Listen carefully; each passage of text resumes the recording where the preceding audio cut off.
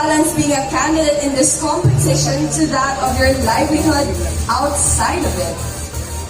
For me, my manager supported me to join in this kind of competition, and he know that better future awaits me after this kind of competition.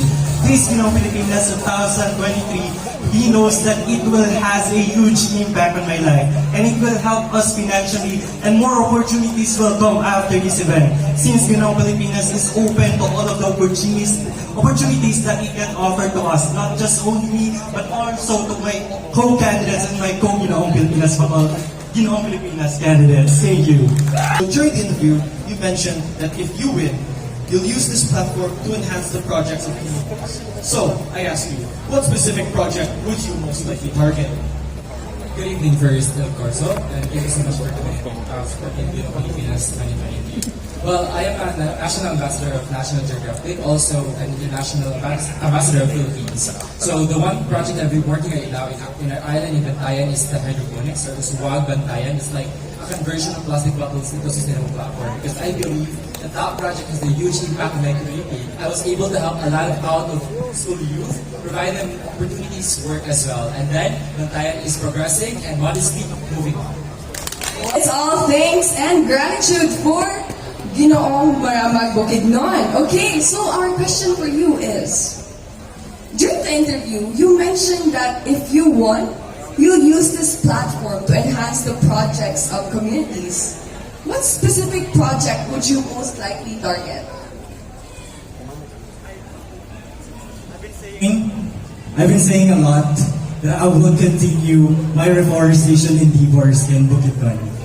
And I've been saying that I will help the communities that we've been working with in our NGO, which is in the Laban Foundation. So while reforesting, we are also giving the communities livelihood opportunities, because we are helping farmers who we work with in reforestation to promote their products as well. And if I will win Ginoong Pilipinas 2023, that would be the project that I will be supporting on the farmers while reforesting. Thank you. Alright, we look forward to your future projects as our potential Ginoong Pilipinas. So, how are you doing this evening? First of all, good evening. And, I'm feeling right now is medyo busog, kakain ko lang. And sana lahat din kayo kumain na. Alright, so Ginoong Cavite hopes that everyone has had their dinner. Alright, so here's your question. Interestingly, I heard that you're a tourism student. So what made you decide to take this course? Well, first, ang reason ko talaga is to be a flight attendant. Pero more and more ko na-realize when I was taking up tourism is that maraming kailangan sa Philippines. Especially in promoting culture, heritage, arts, and tourism. Kasi sa mga hindi nakakaalam, the culture is still there. Okay? Pero I believe ang mga younger generations ngayon is hindi na sila aware kung ano ba talaga ang culture natin. Which is, ang simple pagsuot ng barong, it symbolizes peace. Kasi it's showing the other lahi na we are unarmed.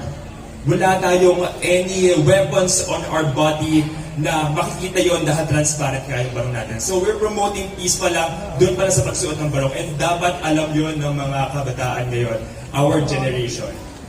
Feeling immensely grateful. I hope I made Cebu City proud. Alright, of course! Okay. So, for our question? So, for your question, I've heard that you champion sustainable entrepreneurship. So, can you explain to us and our audience what that is and why you stand for it? One of my main advocacies for this pageant is sustainable entrepreneurship. As an entrepreneurship student myself, I had the privilege to study firsthand and through education the business in and out. But I know that this is a privilege and not available to many. So with this platform, I want to share what I have learned. And I want to focus on sustainable entrepreneurship to two main ways. Sustainable for the environment and sustainable for the future generation. And I believe this is what will make Cebu City, Singapore-like. Looking very smiley. Alright, you know what, here. Here's your casual question, okay? So, Cordillera here has continuously given a very solid performance during every preliminary segment. Is this your first time during a pageant? Actually, national, yes.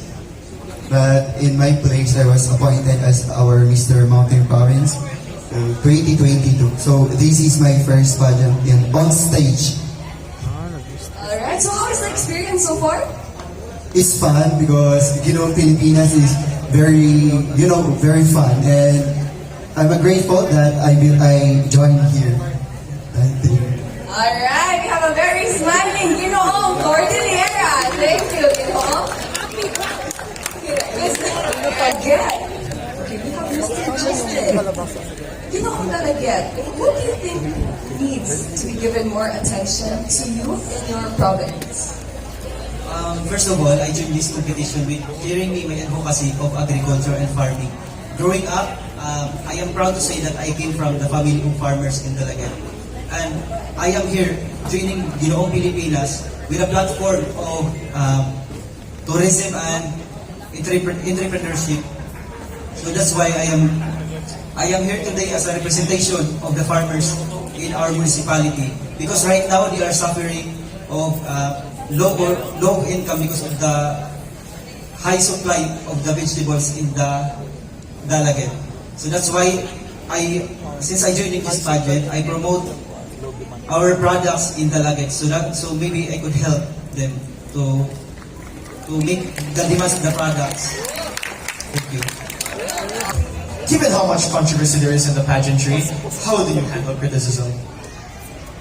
Thank you so much for that wonderful question.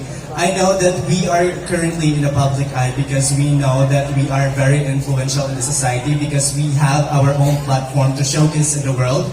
And how I handle criticism is just being on myself. I know that I have a lot to offer.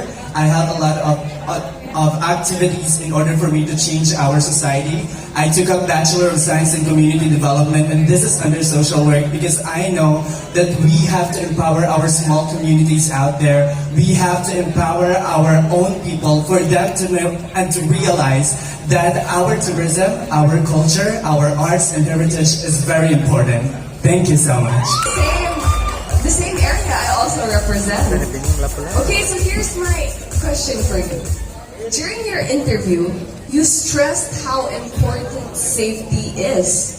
How do you think safety relates to tourism, So, as a registered criminologist and a lecturer, safety is one of the important and vital aspects in tourism. Because when our city is safe, and it could attract or it could boost tourism in our city, as well as the people itself, not just the city, because the people represents the place. And hopefully, due to this safety that I am promoting, that is one of my advocacy, so it could really help boost my city, Lapu-Lapu City, which is one of the aspects that is one of the particular fight by our local government in regards to the cleanliness in our city, which is to eradicate vandalism. So aside from safetyness, we inculcate every people that be vigilant in our city because we represent our place by our people. Thank you po. Alright, Ginoong Pilipinas Mandaue, how are you feeling? I'm feeling great because I belong to the top 10 and I got an award. Okay, as you should. Okay. So, now, for your question. During your interview, Ginoong Mandaue is both a pageant contest and a model. What do you think is the difference? Alright, so Ginoong Mandaue is actually a pageant contestant and a model. So what do you think is the difference between the two? Alright, so considering your background, you are both a pageant contestant and a model. So what do you think is the difference between being a pageant contestant or someone who goes through pageants and being a model, like in print, runway? I think there's no difference between the two because model and pageantry is good between to the other people and also to the youth because they represent themselves, and also in pageantry they have advocacy which can influence to the other people, and being a model is also you can influence also because you know it's a good event.